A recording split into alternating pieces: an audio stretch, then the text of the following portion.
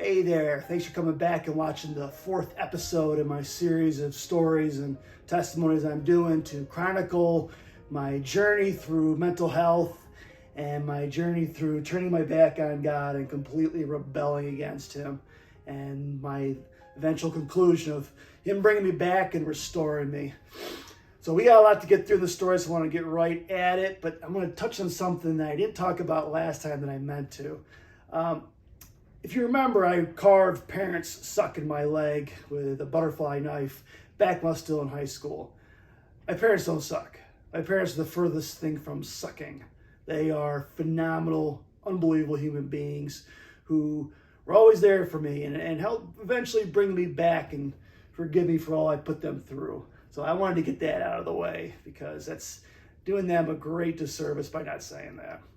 All right, so like I said last time, I went to college at a very strict Southern Baptist type of college down in South Carolina.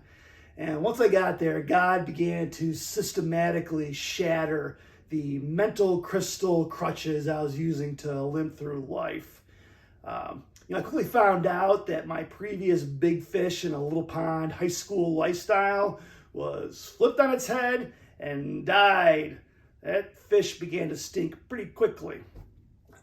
Sure, I was a star in my tiny little Christian school division where I played sports in, but college was completely different. I never accomplished anything. I was definitely not even close to being as good as I needed to be to play.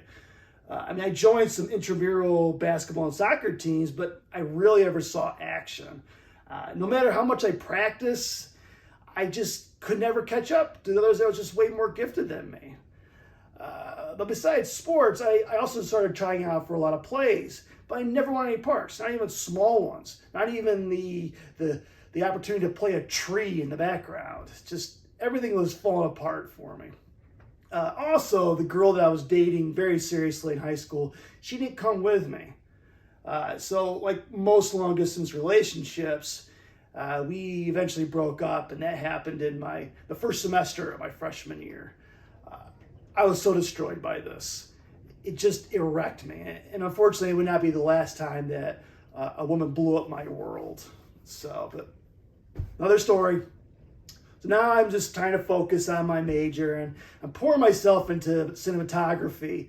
But the problem is I was not taken seriously by my professors and my classmates. And the only class really that I excelled at was my freshman speech class. But even there, I was constantly the ire of my professor because of the speech topics I'd pick. She felt that my stories that I was using were not a good example for the rest of the classmates. I'm like, so what? I don't remember seeing that in the brochure that I'm required to be a good example for my classmates. But whatever. So by the end of the first semester, I was just completely discouraged. I finished with a 2.5 GPA, which for my standards is not too bad. So, during Christmas break, I took that with me, and I was determined to come back and make my second half of my freshman year go much, much better. The problem was my ability to always just kind of like push myself physically through exhaustion and pain did not translate into academics. I had no problem running 68 miles on a regular basis, or playing pickup basketball for 2 to 3 hours several times a week, or even putting in 2-hour weightlifting sessions several times for the week. I could get through all of that. But no matter how hard I tried, no matter how hard I applied myself, I just could never, I could never crack a B. I was firmly a C- student. No matter how hard I studied, I just couldn't do it. Years later, I found out I had a learning disability to, throw in the mix with my mental health problems. But again, another story for another time. So when I came back for my second semester, I found out that my big project for the year in my cinematography major was going to be making a short 5-minute black and white movie. Oh man, I saw the sun finally starting to shine brightly. I figured that all my experiences I learned from doing those silly little high school movies was going to give me the opportunity to showcase my skills. I just was committed. There was just no way I was going to not have the best movie in that class. I just was determined to prove to my classmates and my professor that was not a total joke. So the theme of the short movie was to be centered around a mysterious briefcase. And what was in it and who it involved was entirely up to our imagination and creativity. It took me hardly a handful of minutes. I knew exactly what story I was going to tell. I'm so determined. The other part of this project was that the professor wanted us to appreciate all the technology that movie makers have today. So we were to shoot this movie with a vintage Keystone 8mm film camera that you put up. You cranked it like a little music box, and you get it all cranked up, and you push a button, and it would start filming. The other thing was that it had to be a silent movie. So I had to tell my whole story through facial expressions and the action on the screen. Another thing I was determined to course correct in my second semester was to get myself a girlfriend. I was done being sad and depressed about my high school girlfriend. It was time to start a new chapter. But the problem was I carried all that baggage with me everywhere I went. I had the stink of depression on me, or desperation on me. And every girl could smell me coming a mile away. My out of control need for female approval, it clung to me for a very long time. And it definitely played a key role in destroying me and forcing me to make a lot of bad decisions. But later, as well, as always. So the months moved along quickly in this semester, and time came for me to finally film my movie. I had my script and I had my 2 actors. We spent the entire Saturday filming, and let me tell you, major success. It came out almost exactly the way I envisioned it. I mean, even better in some instances. There was no way I would not have the best movie in class and they'd get up A on this thing. The day came for us to all to show our projects. Every single kid's movie, they were being shown up at a theater in a small room. Every single kid's story was so boring and pedestrian. I mean, one was about some guy forgetting his uneaten banana in his briefcase, and his wife found it because of the smell. And another story was about a guy walking through the city, but stopping. Oh, my shoelace is untied. So he rests his briefcase on the trash can to tie it, but he walks away because he gets distracted and forgets his briefcase back there and doesn't find it in time to get his work project done in time for work. Oh my God, so boring. Give me a break. But it was time for mine. I was so ready. I was so giddy with excitement.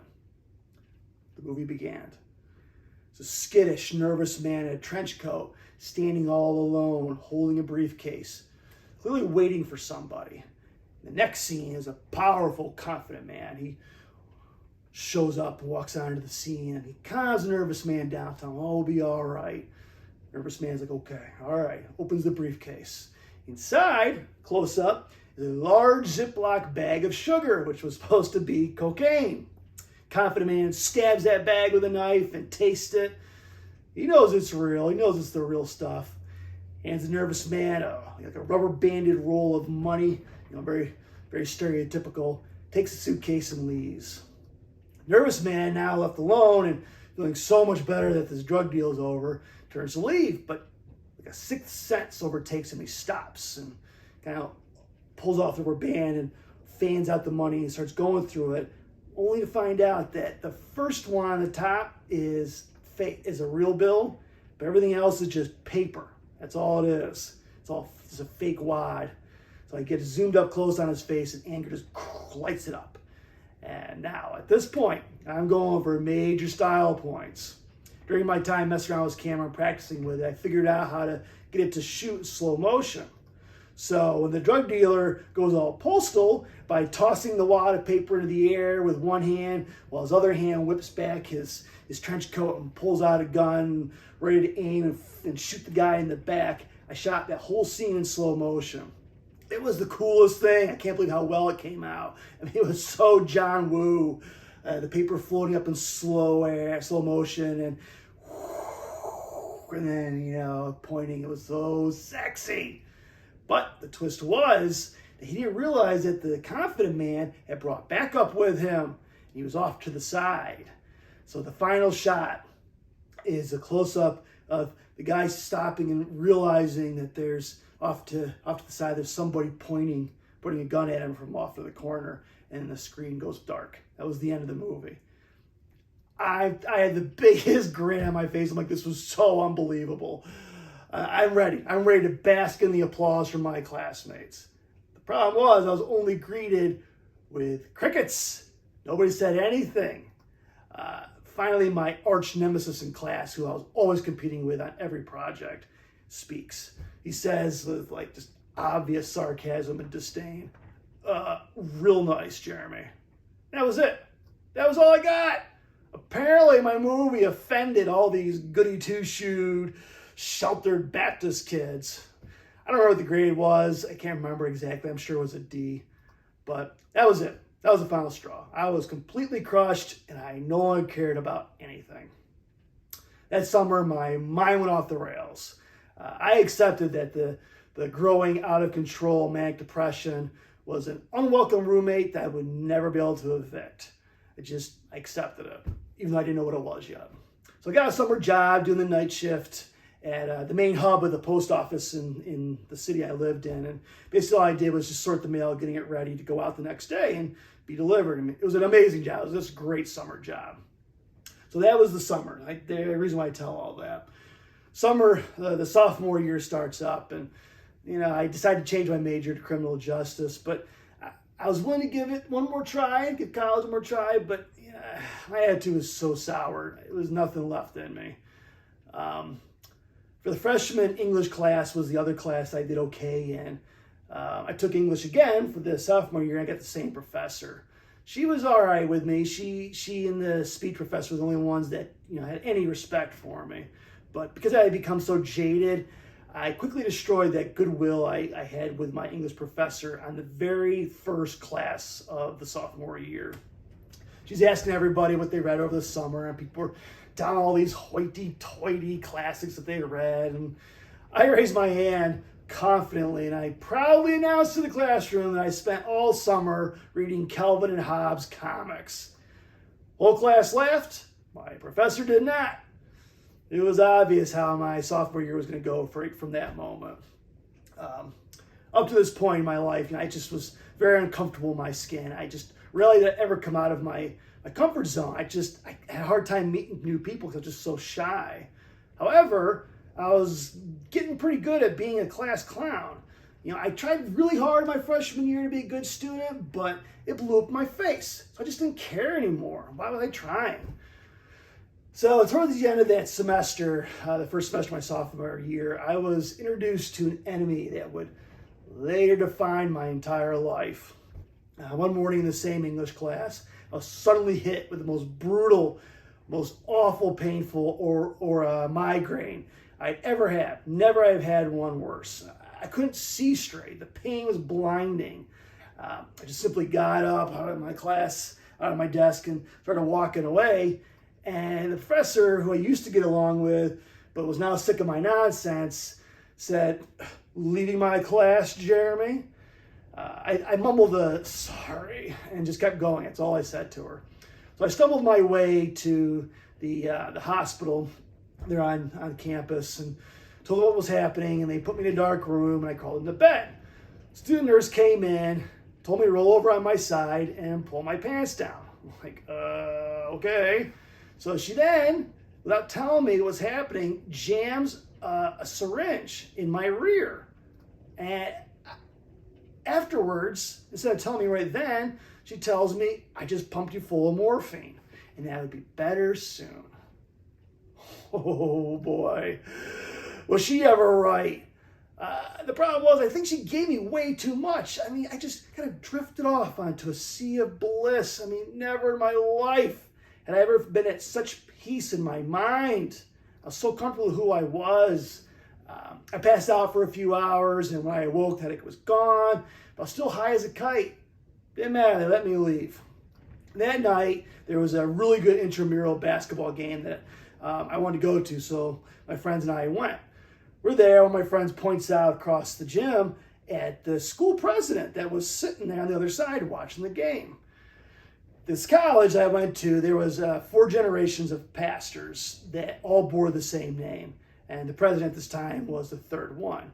Now, in Southern Christian circles, this pastor was kind of a celebrity. He'd been on the Donahue show twice. So, as I said, I'm pretty shy normally, but I just said, you know what? I'm going to go over and talk to him because I feel so good still. I walk around the gym during the game, go up the bleachers and plop myself down next to this president and just carry on a conversation with him. It never would have happened if I was not doped up on on morphine. I subconsciously kind of like stored that away, that information in my brain, and that would eventually come back out later.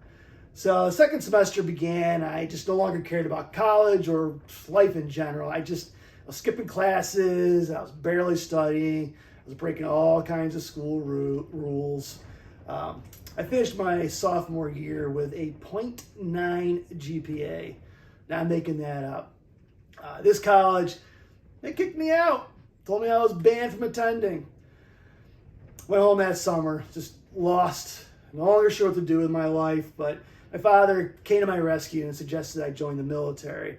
I took his advice and I was to ship out that November. But that summer of 1996, it set my life on a course for total destruction. God was in the process of bringing me to the end of myself, and he was going to begin it in that summer. So, all right, that's the end of that, my college years. The next story I'll talk about, my military time, which wasn't a whole lot better, let me tell you. As always, I want to encourage you, if you're struggling with mental health, to get help. Don't face it alone. But more than that, I encourage you to get into the Bible. If you don't know where to start, read the Gospels, Matthew, Mark, Luke, and John. Read Romans. Begin to see who Jesus is and to see how he can completely change your life and for the better. Okay. Thank you. Thanks for listening. Thanks for keep coming back. And until next time, keep pressing on, my friends.